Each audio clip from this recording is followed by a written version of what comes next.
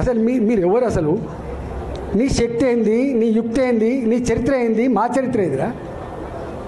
2002లో వచ్చిన నా జిల్లాకి, 2002లో వచ్చిన జిల్లాకి 2 సార్లు నేను జిల్లా పార్టీ అధ్యక్షుడిగా పనిచేసిన, నేను 2 సార్లు జిల్లా మంత్రిగా పనిచేసిన. నేను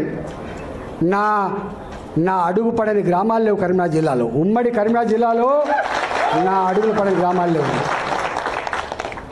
ఉమ్మడి కరీంనగర్ జిల్లాలో నేను కరీంనగర్లో ఉంటే పొద్దున ఉదయం పొయ్యి ముట్టిస్తే రాత్రి 12 గంటలకు కూడా ఆ పొయ్యి ఆరిపోయేది కాదు.